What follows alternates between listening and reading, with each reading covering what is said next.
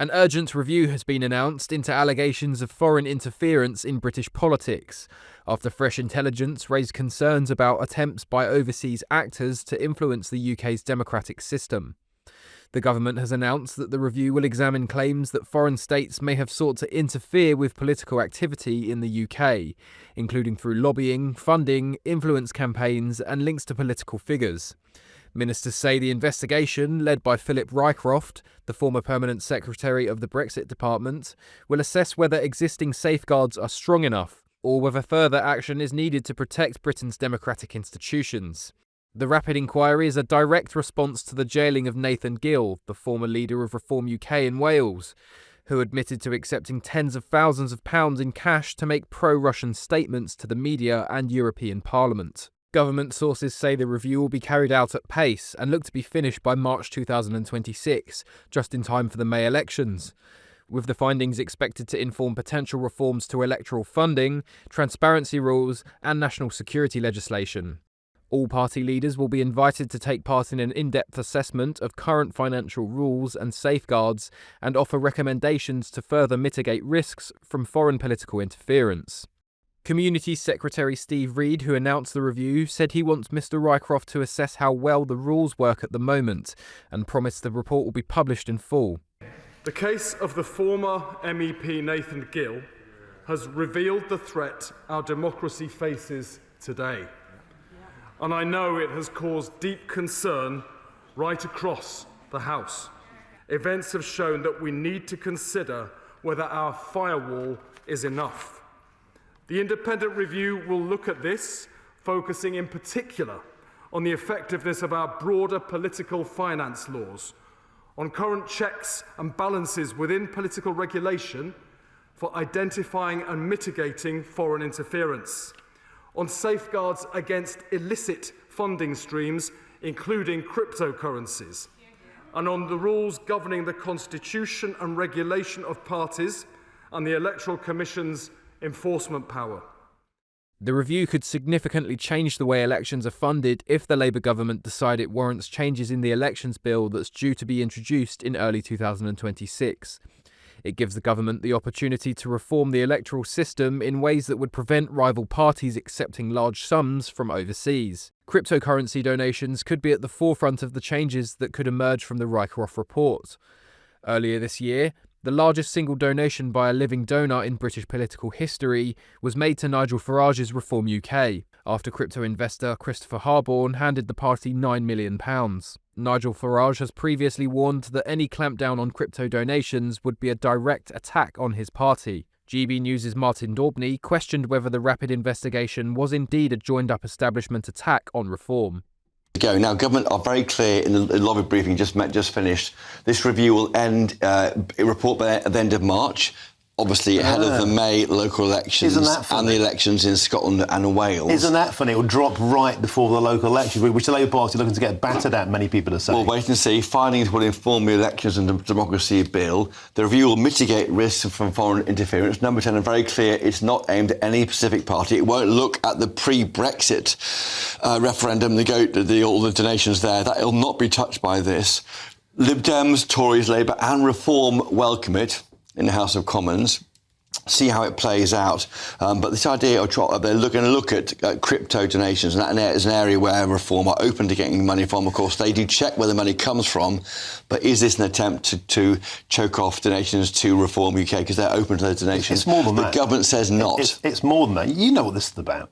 Anybody watching this programme knows what this is about. It's an attempt to create a bad smell around money, to draw these links between Nathan Gill, did that, Vladimir Putin. But that was a previous. He was for a short period to Reform UK leader in Wales. With the party as it stands now. And I put it to you: is it a bit rich for the Labour Party to talk about foreign interference in democracy when they're the ones cancelling elections themselves? They're denying millions of people the right to vote, and now they're dropping a report which they hope will harm their opponents 2 months before elections, which they're predicted to get hammered at. Draw the lines. Is this another joined-up establishment attack on Reform UK. You can say that. Number 10 are saying this very clearly. They want to protect our democratic processes. The UK political system is being targeted by foreign threat actors across the board.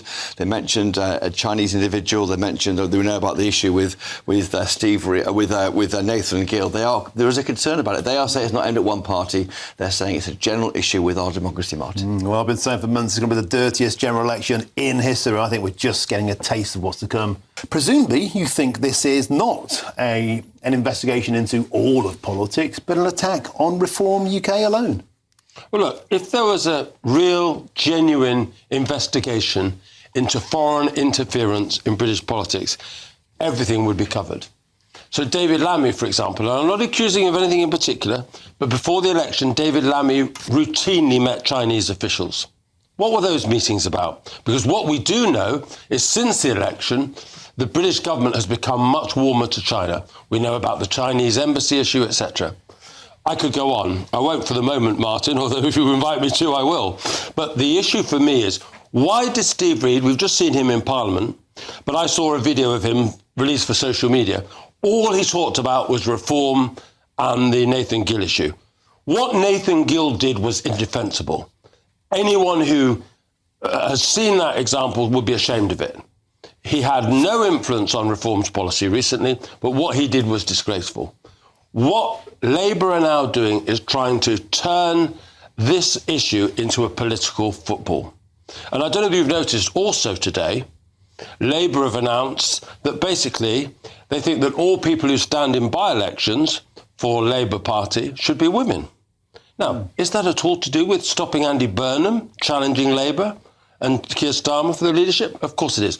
What we are seeing, if you see the pattern of postponing elections recently in places like Essex, is an attempt to deny reform the opportunity that the British people want it to have. This is politics, pure and simple.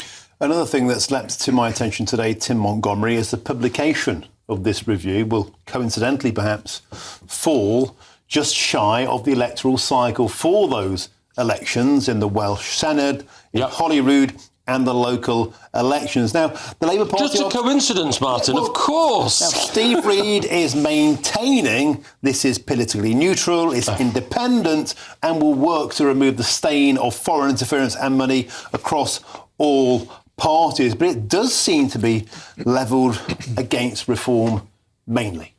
And I'll ask your other panellists, honestly, because I respect both of them as politically serious people. This is clearly a political witch hunt.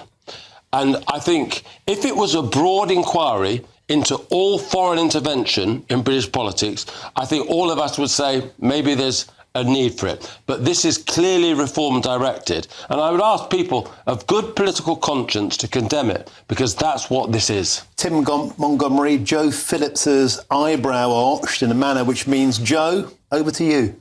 Well, I think, get over yourselves, chaps. What Nathan Gill did was appalling, and Nigel and other members of Reform, including you, Tim, have quite rightly distanced yourself from him and called him out for what he was, which was a traitor to this country. Exactly the right word. But I think there are questions about how he was got at, and those are the things that need to be investigated in the same way as the collapsed Chinese spy scandal, which, there are a whole load of questions about. There are questions about how our former Foreign Secretary, one Mr Boris Johnson, was able to shrug off his security detail and his aides in 2018 to go and attend a party with Lebedev, former KGB agent, whose son is now in the House of Lords and, as far as I know, has contributed absolutely nothing to public debate or... So I don't think Reform does itself any favours by saying this is about us. It's about every party, and it should be. Do you really believe that? Yes, I do. I absolutely do. I think this is... You saw the Steve Reid video, though. He only talked about one party. He talked about Reform. He talked about Nigel Farage. It all seemed to be about... Look, I would trust you to run this inquiry. I think you would do a broad-based inquiry. But what was clearly just specified for us today was an inquiry focused on reform. Well, I don't think that's what it will be. And to my shame, I can't remember the person who who's been appointed to chair it, but it is somebody quite sensible. Philip and quite... Rycroft. That's right, Philip Rycroft. Yes, thank you, Ranil.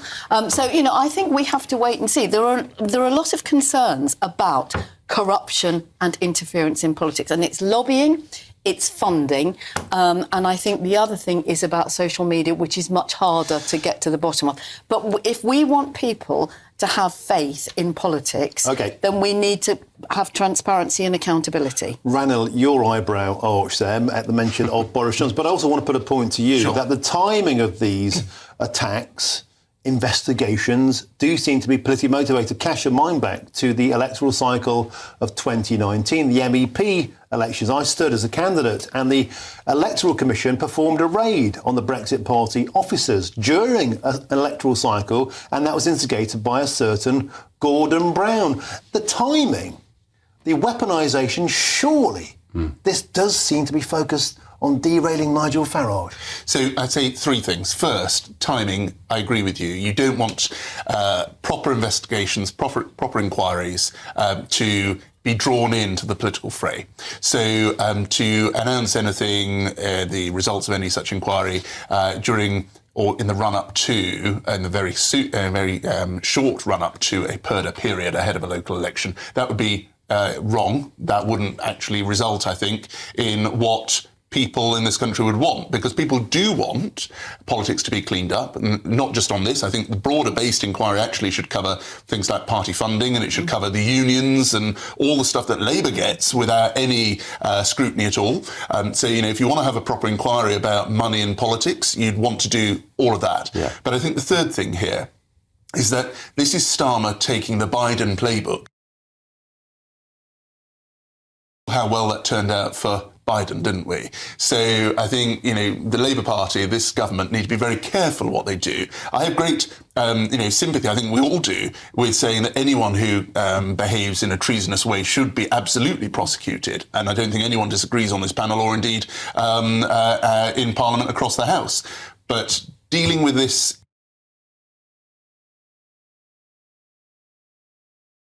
Right. I mean, it does need to be broadened out. And lobbying is really important. How many weeks, how often do we see another sting of another MP duped into saying, I will ask questions on your behalf, I only cost this much per day. And it goes into things like gifts, whether that's gifts in kind or whatever, which has caused Keir Starmer a lot of problems. It needs to be broader. And maybe what they need to do is to just say that it will report after the election. I mean, frankly, if they can turn their attention to this quickly, I'd rather they did something on social care. Joe Phillips, I think you're exactly right. Ranil, superb. Tim Montgomery, thanks for your company tonight in the studio. Thank you to you all.